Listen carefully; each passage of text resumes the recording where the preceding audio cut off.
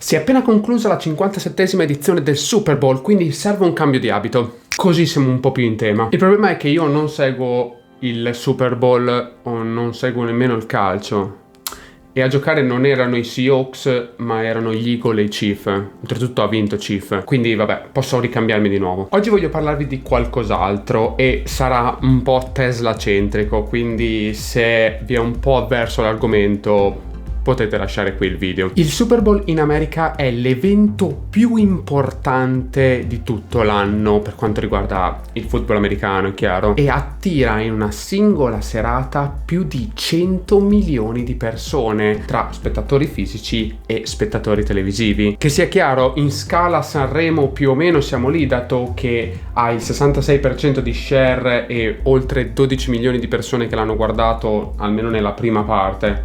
Quindi non male, diciamo. Un evento così grande è chiaro che vada ad attirare anche grandissimi investimenti, specialmente per quanto riguarda le pubblicità. Parliamo delle pubblicità che sono state rilasciate dai grandi automaker. Capisco che non è magari l'argomento principale che vi aspettate da questo canale, però penso sia molto interessante vedere come si stanno comportando delle aziende che dicono di voler andare verso l'elettrico, essere 100% elettrici e superare Tesla entro il 2025, senza però fare praticamente nulla per arrivare a quel punto. Ma le parole spesso funzionano meglio dei fatti in alcuni casi. 3 sono le aziende che hanno speso di più, automotive ovviamente, in questo Super Bowl. Stiamo parlando di 3 minuti di pubblicità che in totale a queste 3 aziende sono costati 56 milioni di dollari. Per mettervela in comparazione,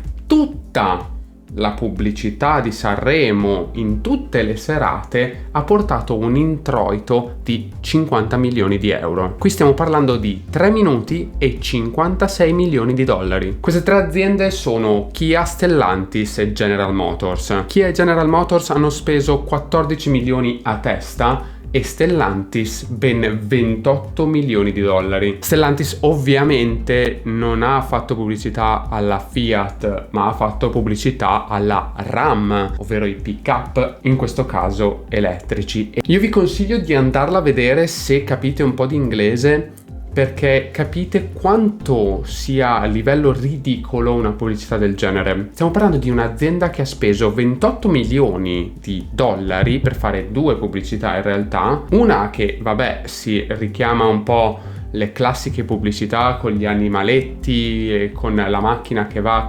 dicendo alla fine del video che il futuro è elettrico, ma facendo vedere un veicolo ibrido.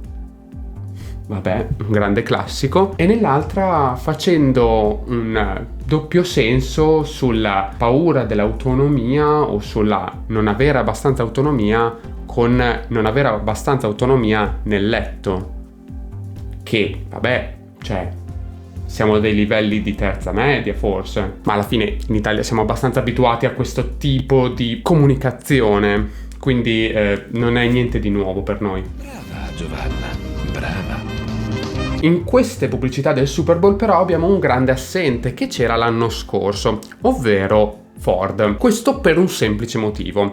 Ford sta iniziando a capire che cosa deve fare e non parlare solamente. Mi spiego meglio. L'anno scorso, durante il Super Bowl, ovviamente ci sono state le pubblicità degli automaker, anche in questo caso. Quello che è successo è che durante le pubblicità degli automaker che pubblicizzavano le loro auto elettriche, che per lo più non c'erano neanche in vendita, i consumatori non sono andati a vedere le auto elettriche di questi automaker che hanno fatto la pubblicità, ma sono andati a vedere Tesla.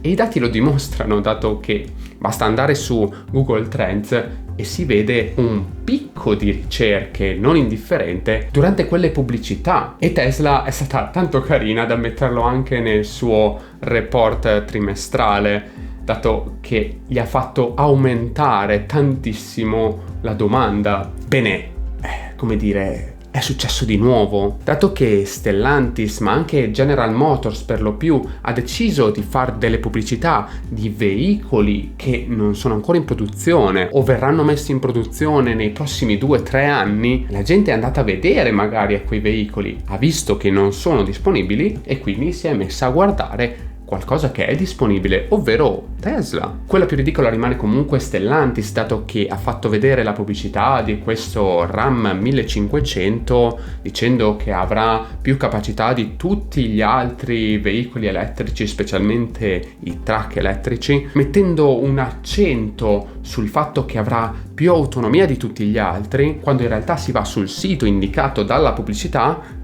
e si vede che non ci sono dati a riguardo sull'autonomia. Pertanto io come faccio a dire che sì, hai ragione? No, è semplicemente detto una cosa senza dimostrarla. Questo a mio parere ti rende semplicemente ridicolo.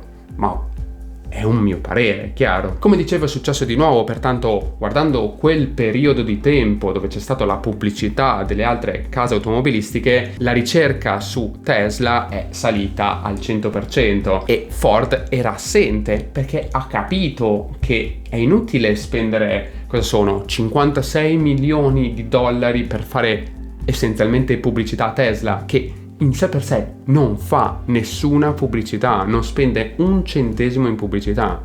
Quello che fa Tesla è semplicemente mettere Elon che dice una cosa su Twitter e tutti ne parlano di lui, parlano di Tesla, parlano di SpaceX. Non serve nient'altro, non serve assolutamente niente. Io immagino che se io vi dico Tesla, voi associate Elon Musk come amministratore delegato. Se io vi dico Ford, sapete chi è l'amministratore delegato? Probabilmente no.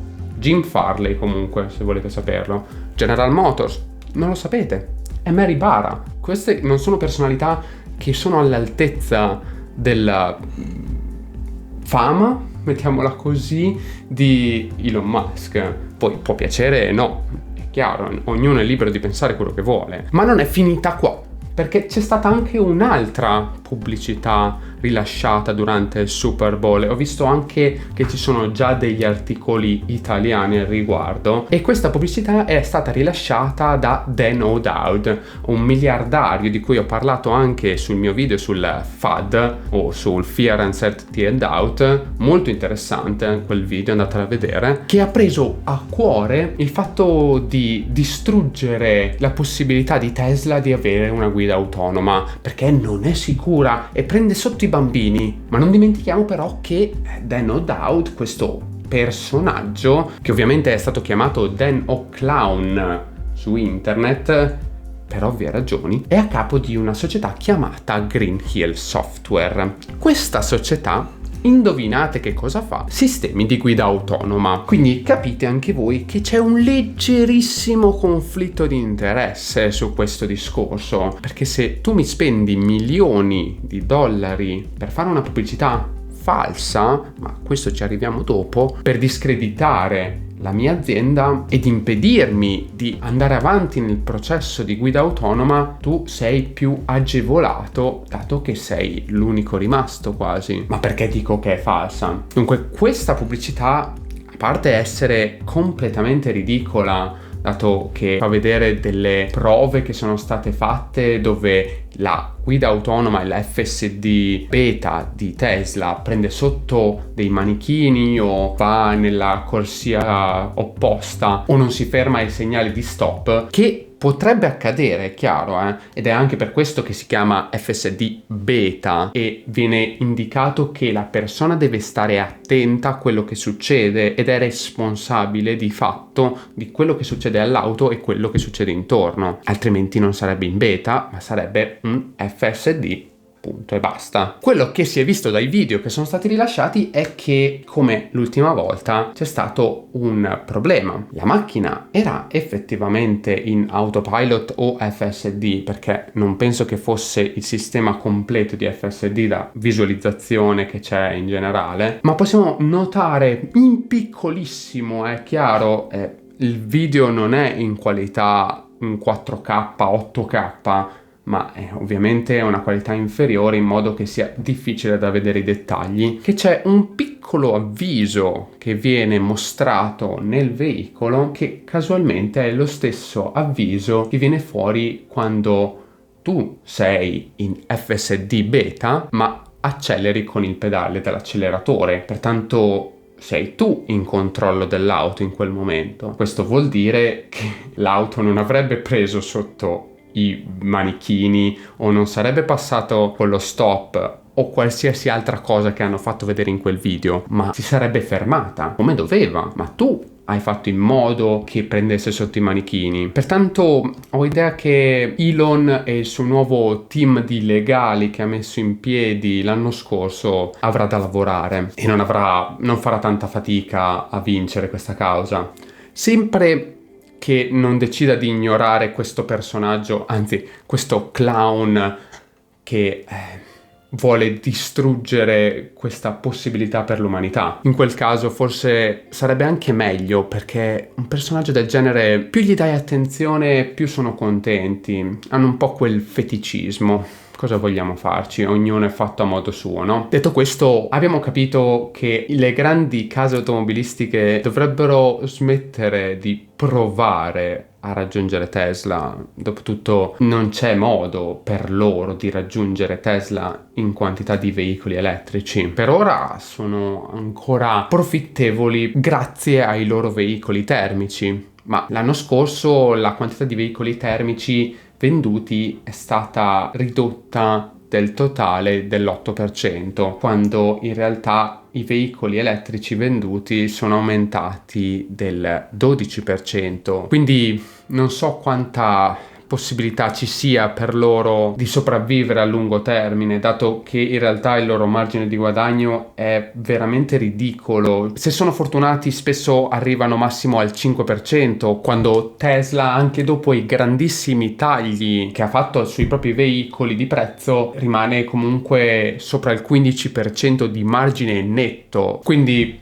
come dicevo, poche possibilità di raggiungere Tesla, quasi nessuna. Pertanto io smetterei di fare pubblicità alle proprie EV, a meno che non siano già sul mercato. In quel caso ci può anche stare, però fatele meno imbarazzanti, perché è veramente triste in questo modo. Ma detto questo, io vi lascio alla vostra giornata. Questo è tutto per il video di oggi. Non dimenticatevi chiaramente di lasciare un mi piace, iscrivervi al canale e attivare la campanellina degli avvisi, mi raccomando, perché altrimenti non ricevete le notifiche. Io lo noto già con le persone a cui sono iscritto, non mi arrivano notifiche e non so se hanno pubblicato qualche video.